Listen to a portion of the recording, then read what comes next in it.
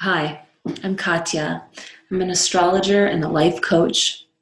And I see so many people right now really struggling to find out what it is that they're here to do, their true calling, if you will, and to find a way to live that in this world, in this society, which is still not really quite, in a mass level, not really quite in tune with this deep, what I experience and see as a spiritual truth, that we are each given gifts that we come with and a calling.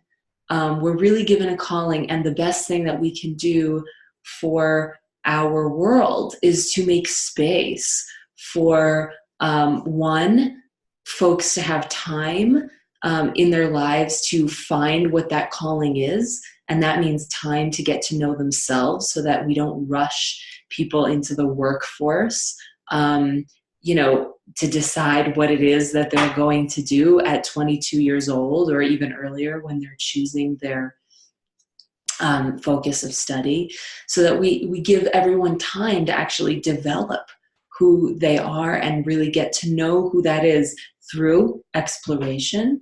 And also, and that doesn't mean that, we can't be contributing in some way during that exploration, but also through the space and the trust that if we all really do what we're here to do, that actually the checks and balances will naturally occur, that we don't have to control or, in an authoritarian or dominating kind of way, dictate, how many people are doing this, how many people are doing that, but that actually organically,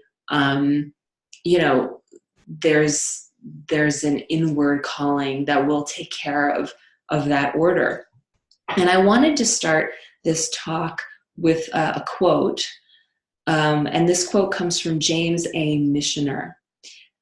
And it goes, "The master in the art of living makes little distinction between his work and his play, his labor and his leisure, his mind and his body, his information and his recreation, his love and his religion. He hardly knows which is which. He simply pursues his vision of excellence at whatever he does, leaving others to decide whether he is working or playing. To him, he's always doing both." Now, of course, when I'm reading that, I'm thinking he or she, her or his, equally. And so we're talking, of course, about integration. We're talking, of course, about, the more I live, the more I study, the more I read astrology charts and give coaching, the more I really feel inside of myself that everything in life, every big question that's posed to us, ultimately is a question of integration, is a matter of integration, is a matter of calling another piece of us or another archetype home and creating a befriending situation where, rather than pushing away parts of ourselves, pushing away archetypes, we're actually calling them in, inviting them in, and saying, you know what, even if it doesn't look like there's a place for you here, we will make a place for you here. And in the process, with time, with we can call it magic, we can call it alchemy that occurs throughout time, with time, and with the right intention, then everyone can actually, all the pieces, all the parts of us can actually find a way to get along and to gel. And this is, of course, if this could happen on a world level with humans, right, then wouldn't that be amazing? And I feel that it's totally possible. So let me get my sheet here. I wanted to talk, to give some steps, and of course this is a little bit inorganic because life doesn't happen in such a linear way, but sometimes it helps our minds and our process to have a series of steps when we're looking to accomplish something or get somewhere. And so, pardon the somewhat stilted quality of this, but if you are in that place of really trying to find what it is that you want to do and get yourself there, then you're probably someone who's realized that this cycle of, folks being stuck in jobs or doing something that they don't love is actually not sustainable. What it creates is, the work part becomes drudgery, right? No longer is it, or maybe it never was, something that actually feeds us inwardly. Because if we're doing something that really is aligned with who we are, that really is our calling, then we may come home tired physically, and yet there's a feeling of being spiritually enriched, being inwardly enriched. So if we don't have that, then work becomes drudgery necessarily, right? But then when we come home, we need to somehow balance it, because work, or rather pleasure, is and joy, I'll say joy, is absolutely requisite for human existence. It's just as important to us as air and water and sustenance. So we have to fill our joy tank anyway, and then our pleasures become, very quickly, they become sort of addictions, because we are trying to fill that space that is not filled through our work, unfortunately, at this juncture in our lives. But this is all workable. And so if you find yourself in that kind of a position, even just becoming aware of it is, of course, a huge step. Congratulations, because that's the beginning of everything. And then after that, I invite you to start envisioning yourself doing what you love for a living, even if you have no idea what that is at this point. Just imagine for yourself what that might feel like in your body, what that might feel like inwardly, to do something every day that brings you fulfillment, that you can get excited about, that you can find meaning in, genuine meaning, and that doesn't feel like a stretch for you, but that actually feels like the universe came and met you where you're at, and gave you the opportunity to give a gift that you've walked with your whole life from the beginning. So begin to envision that. And then after that, start to feel into what that might be for you. Start to feel into what that might be for you. So I say feel into rather than think about, because we can get so lost up here. Too many choices, and inevitably we end up thinking about, is this realistic? How will I make money? And that's not what this stage is about. This exercise is really about just allowing yourself to feel what that might be for you. And then you might want to write those down, because at this point, you can write down as many things. You're not committing to anything.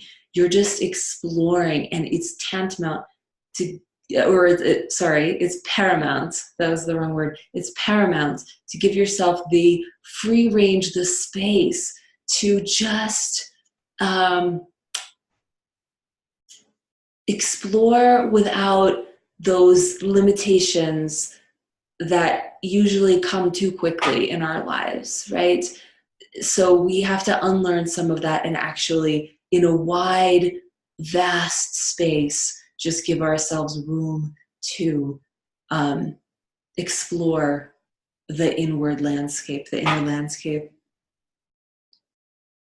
So once you've become aware that, this is something you'd like to call into your life. And once you've envisioned yourself doing something that you love, and once you've felt into what that might be, there's a book that I highly recommend, and it's called The Great Work of Your Life, A Guide for the Journey to Your True Calling. This is a book by Stephen Cope.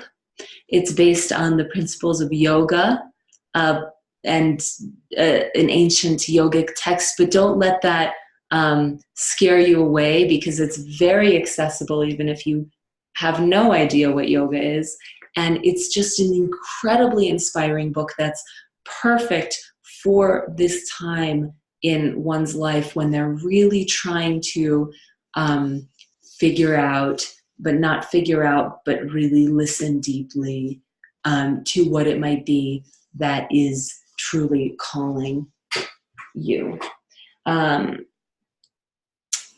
that's it, really. So envisioning what you want to create is always the first step.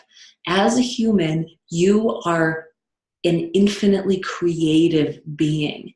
Do not ever underestimate what you can create. Just by what you focus on, you are creating your reality. It's absolutely true. The only thing that gets in the way is that many things that we focus on are just habitual. We've been taught to focus on those things, and we're not actually actively choosing to create that reality. So we're creating something we don't want. And the cure for that is actually very simple, though it doesn't feel easy, especially at first, which is to undo those habits and start to focus on what we do want to create in a very intentional, deliberate way, which, although there's some of that not untying and not undoing in the very beginning, ultimately it's the most fun thing in the world. And I want to empower you to do that, because that's your birthright. And so if you decide to keep going, the next step after envisioning and doing all the steps that we've already talked about, the next step after that is to really just start to focus more and more of your energy on your vision. The more you focus on what you want, not just seeing it in your mind's eye, but also feeling it in your body, the positive emotional state that would come from living that way. Carry that with you, cultivate that, really feel that as much as you can, create that feeling in your body. And, we really do get what we focus on. So once you start to really focus there, you might have action steps come to you, and they might start very small. They might begin very, very small action steps to start creating that reality. And what I want to say to you is that no action step is too small. On a spiritual plane, in the more subtle reality that always exists, right? At the same time as our tangible reality exists, every tiny step is like an act of your power being exerted into your own reality and into our collective reality as well, of course. But so take those tiny little steps. Don't worry about how it's all going to come together. Just follow the breadcrumbs, follow the little tiny steps that come to you when you focus on what it is that you want. And that's all for me for now. And I wish you many blessings on this voyage, on this journey. Namaste.